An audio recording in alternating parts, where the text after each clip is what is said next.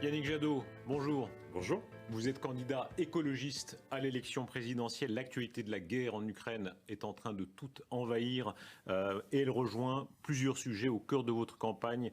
La question nucléaire, le gaz russe, le changement de modèle économique. D'abord, votre regard général sur cette guerre qui devient tellement brutale. Vous avez 54 ans, c'est la génération de la chute du mur de Berlin. On pensait que la guerre était loin. Quel sentiment cela procure pour vous ? Vous avez raison, ça procure un sentiment de grande instabilité en fait. On avait l'impression que la démocratie en Europe, c'était linéaire et que ça n'allait que dans le sens du progrès. On avait l'impression que la paix était acquise sur le sol européen. Et on voit à quel point finalement tout ça est bousculé aujourd'hui, bousculé par au fond un nouvel ordre mondial que tente d'imposer un certain nombre de puissances, nouvel ordre qui vise à allier un capitalisme le plus sauvage avec la dictature, avec des régimes illibéraux, peu importe comment on les qualifie, mais au fond, il y a une réduction des libertés, et puis le grand sujet, c'est l'accaparement des ressources. Est-ce que vous craignez un engrenage nucléaire quand vous regardez le fil des événements? Est-ce que vous le craignez? On a eu trois actions majeures de Vladimir Poutine. Un, lui-même a évoqué le fait qu'il était doté de l'arme nucléaire. La France aussi. La France aussi, mais en réponse. Donc lui-même, y compris en rompant avec ce qui est la pratique classique de la dissuasion nucléaire, qui est au fond de ne pas l'évoquer. Mais il dit bien, à travers cette menace, que l'Ukraine, c'est un intérêt vital russe, et donc que l'Ukraine a vocation à être dans la Russie. Et puis, il y a la question de Tchernobyl, évidemment. Des décennies après l'accident de Tchernobyl, c'est toujours une bombe à radioactivité. Et il a bombardé une centrale nucléaire. Donc sans effet. Pour l'instant, sans effet. Sans effet. Mais il a bombardé une centrale nucléaire. On voit bien le message qui est envoyé. Est-ce que ça n'est pas le démenti de tout ce en quoi vous avez cru pendant tant d'années? On va en parler tout à l'heure de votre parcours antinucléaire. On voit à quel point ça reste la question cruciale. Avoir l'arme nucléaire, c'est central. Les États qui l'ont, les États qui ne l'ont pas. Oui, mais vous savez qu'on est dans la même période en négociation sur l'accord nucléaire iranien. Ce que je veux dire, c'est que toute cette période nous montre l'instabilité des régimes politiques, l'instabilité du monde, et aujourd'hui une prolifération qui pourrait bénéficier à des groupes terroristes.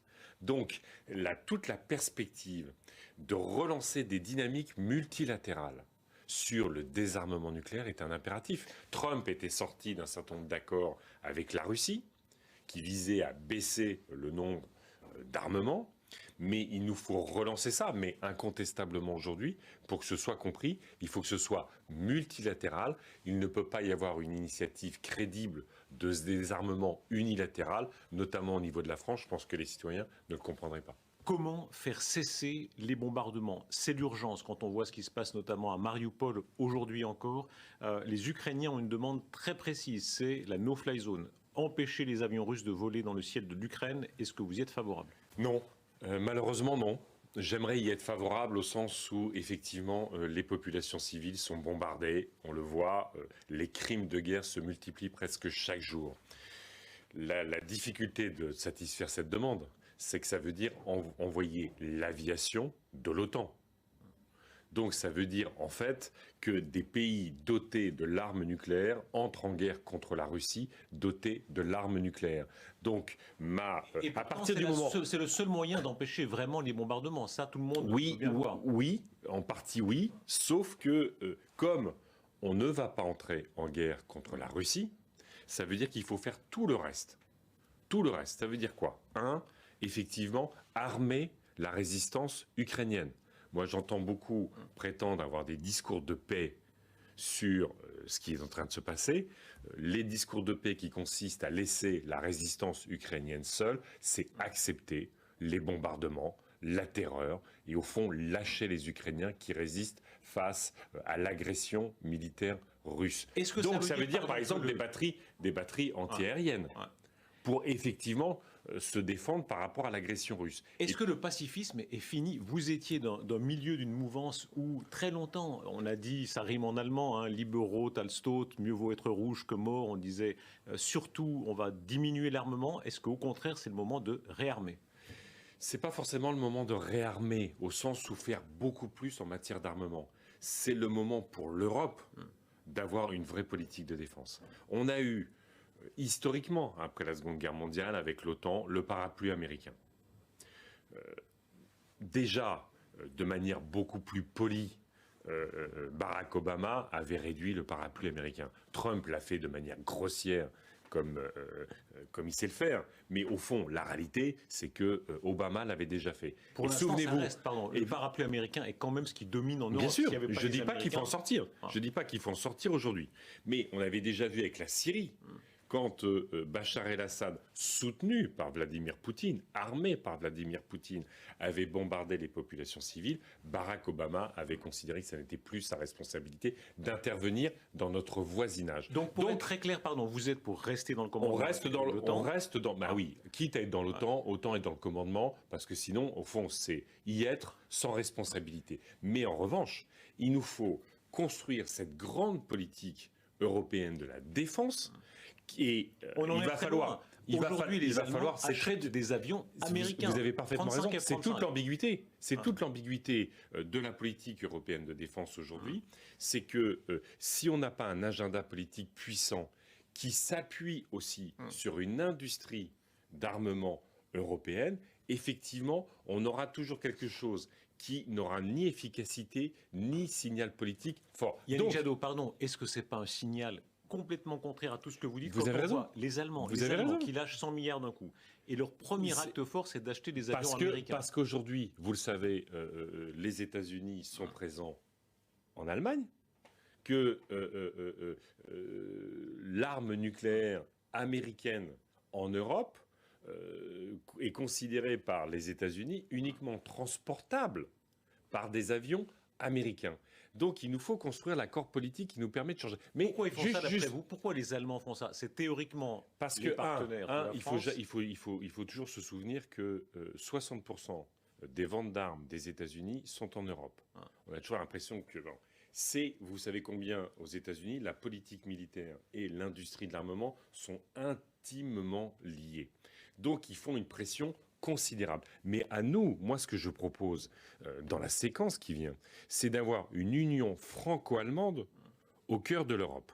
Pourquoi? Parce qu'aujourd'hui, on voit bien que sur le climat, sur la question sociale, sur la question de la fiscalité et sur la question, évidemment, de la politique de défense, il nous faut une avant-garde européenne qui nous permette de peser. Donc moi, le contrat que je proposerai à l'Allemagne, c'est qu'effectivement, nous soyons beaucoup plus forts ensemble, pour porter un grand projet européen avec la politique de défense. Vous avez été militant anti-nucléaire, civil et un peu militaire. Quand vous pénétrez, à quel âge vous avez quand vous êtes à Greenpeace? Écoutez, c'était de 2002 à 2008. Je pense que j'ai 40 ans. Vous pénétrez dans une zone militaire protégée. Vous avez été condamné pour ça, parce que vous militiez contre le transport de certaines matières nucléaires en contravention. Non, parce que effectivement, il nous faut aujourd'hui l'enjeu de la menace sur l'humanité, de la menace nucléaire sur l'humanité, n'a pas baissé, elle s'est plutôt accrue.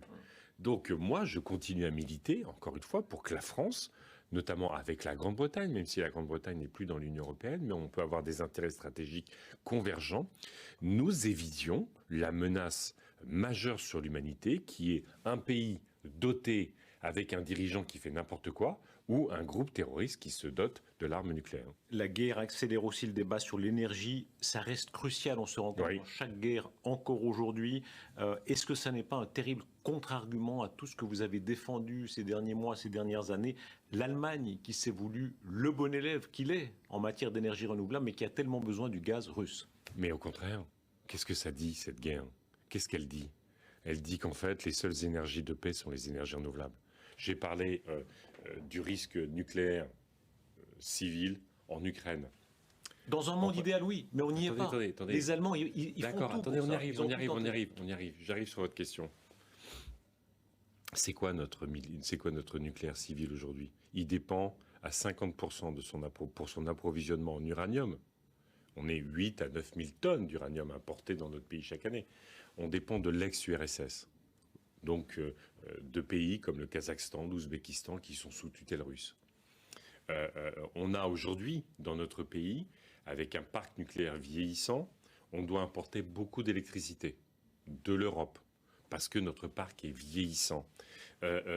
Et on a effectivement, mais vous savez, dans la campagne en Allemagne, quand Annalena Baerbock, la candidate des Verts, elle était la seule à vouloir fermer Nord Stream 2, le pipeline de gaz russe vers directement en Europe. Alors que Ils ont revu leur copie. Les Allemands qui disent le gaz russe est essentiel pour nous dans les circonstances. Mais parce que si vous voulez, il y a eu de fait pendant des années, et nous n'étions pas au gouvernement en Allemagne, il y a eu une collusion et une complaisance vis-à-vis de la Russie et du gaz russe.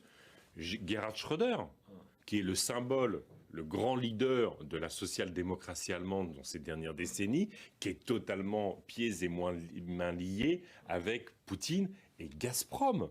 On a eu des projets. Vous vous rendez compte, le ministre de l'économie allemand, Robert Habeck, avec qui je discutais il y a quelques jours, il m'expliquait que la moitié des réserves de gaz en Allemagne sont gérées par Gazprom.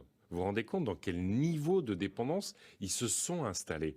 Et les Verts ont été les seuls au niveau européen, dans le débat européen sur les énergies, à dire non, le gaz n'est pas une énergie verte. On était les seuls. Et tous les autres disaient si, c'est génial le gaz. Vous ne faites pas la preuve que le modèle français est meilleur avec, on le voit aujourd'hui, quand même une souveraineté qui est beaucoup plus grande grâce au nucléaire. La question n'est pas, au fond, la question c'est qu'est-ce qu'on fait demain?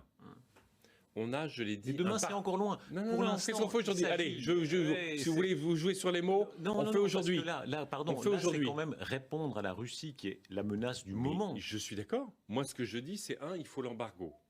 Il faut l'embargo sur le gaz et le pétrole russe. Parce qu'on parlait, en tout début d'entretien, de qu'est-ce qu'on peut faire pour les Ukrainiens aujourd'hui. On a déjà, depuis le début de la guerre, depuis le 24 février, on a dû alimenter les recettes russes de 14-15 milliards d'euros d'achat de gaz et de pétrole. C'est-à-dire que nous donnons, depuis le début de la guerre, tellement d'argent à Poutine qu'il peut faire sa guerre pendant des années. D'accord, mais comment faire autrement? Embargo. Donc ça veut dire... Soyons très précis, oui. On se prive complètement du gaz russe. Oui, ça veut dire quoi? Ça veut dire que nous devons réduire nos importations de gaz russe.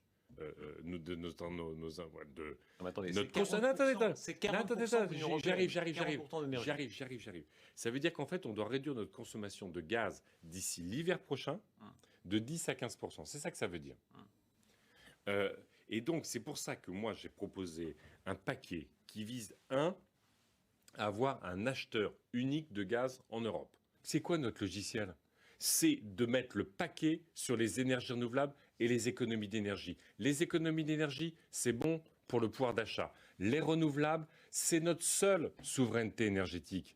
Le vent, l'eau, le soleil, la chaleur du sol, l'hydraulique, la mer, tout ça, ça ne dépend pas de Poutine, ça ne dépend que de la nature. Je préfère dépendre du vent, du soleil, de l'eau que de Poutine ou des pétromonarchies du Golfe.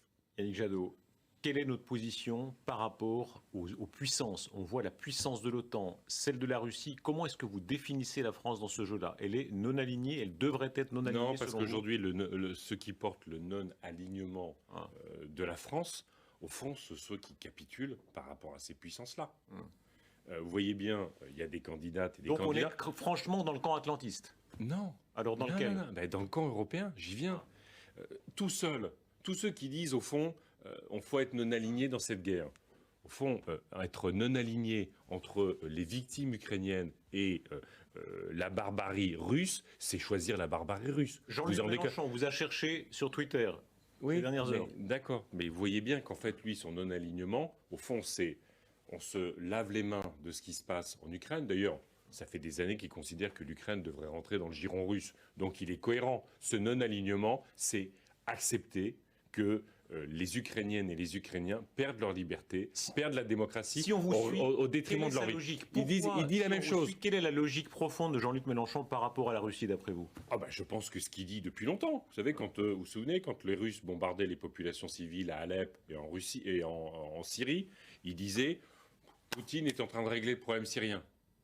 Vous vous souvenez que quand il y a l'annexion de la Crimée, qui est la première guerre de la Russie menée sur le sol ukrainien, il disait c'est normal que la Crimée rentre dans le giron. Il utilisait les mêmes termes d'ailleurs que Poutine aujourd'hui. En Ukraine, c'est des non-nazis. Et au fond, l'Ukraine a vocation à disparaître. Donc il est totalement cohérent. Ça veut dire qu'il porte une responsabilité selon vous, Jean-Luc Mélenchon? Non, il ne porte pas une responsabilité parce que je pense que Poutine ne définit pas sa stratégie par rapport à Jean-Luc Mélenchon. Ce qui est certain, c'est qu'il y a eu beaucoup de complaisance des dirigeants politiques français et que, écoutez, voilà, c'est pas faire injure à Jean-Luc Mélenchon que de considérer qu'il n'a pas voté la reconnaissance, y compris du génocide ouïghour. Là aussi, il est non aligné entre les Ouïghours victimes d'un génocide et le Parti communiste chinois. C'est sa position. Mais pourquoi ce non-alignement-là est une capitulation? Parce qu'au fond, elle se fait, y compris en retrait par rapport à l'Union européenne. Le projet de Jean-Luc Mélenchon, c'est quoi sur l'Union européenne? C'est ce qu'on appelle le opt-out. Le opt-out, ça veut dire quoi? Parce que ça a l'air très techno, on a l'impression qu'en fait, il ne veut plus sortir de l'Union européenne. C'est de dire, chaque pays choisit les sujets sur lesquels il ne veut pas d'Europe. Donc lui, il dit, moi, je ne veux pas la politique de défense, il y a d'autres choses. Vous imaginez bien que chaque pays qui choisit les sujets sur lesquels il ne veut pas être européen, quand il y aura 27 pays qui auront choisi, à la fin, on n'aura pas grand-chose à manger au niveau européen. Donc au fond, c'est l'effacement, l'affaissement de l'Union européenne. Yannick Jadot, les idées écologistes que vous portez, elles sont très partagées. On voit, il y a des écologistes aujourd'hui, évidemment, chez Anne Hidalgo, chez Jean-Luc Mélenchon. Il y avait beaucoup d'espoir quand on se souvient de votre score aux européennes. Là, on végète à 5%, 5,5%, 5% d'après le dernier sondage roulant. C'est décevant. On n'est pas. Vous savez, moi je viens de Picardie. Dans mon pays, on dit c'est à la fin de la foire qu'on compte les bouses. Vous voyez bien le niveau d'incertitude, d'inquiétude, de colère dans notre pays. Mais il y a aussi beaucoup d'énergie, beaucoup d'enthousiasme dans notre pays. Allez, est-ce qu'il y a pas des illusions quand même? Pardon. On verra à la fin. Il y a une de magazines où on vous voyait déjà président. C'est vrai. Après les européennes, il y a eu un effet waouh. Après, non, vous savez, j'ai jamais dit que cette campagne, ça allait être un boulevard. L'écologie n'a jamais dirigé ce pays. Donc il y a un questionnement, il y a un doute sur la capacité des écologistes. Étonnamment, quand on voit l'état, après la pandémie, de l'hôpital public, de l'école, quand on voit la vulnérabilité de notre économie, quand on voit ce que dit cette guerre et les problèmes que ça génère, par exemple, sur le pouvoir d'achat, en termes d'inaction, les écologistes, c'est travailler sur le logement, l'accès au logement, comme sur les conditions, par exemple, du chauffage. C'est traiter l'ensemble des crises pour éviter qu'elles adviennent. C'est les anticiper. On est les seuls à faire ça. Les seuls à faire ça. J'espère que dans cette campagne, il nous reste quelques semaines, eh bien, les Françaises et les Français constateront qu'on n'a pas simplement eu raison sur le diagnostic, mais qu'on est les seuls à porter vraiment les bonnes solutions. Yannick Jadot, merci. Rendez-vous 10 avril. Merci beaucoup.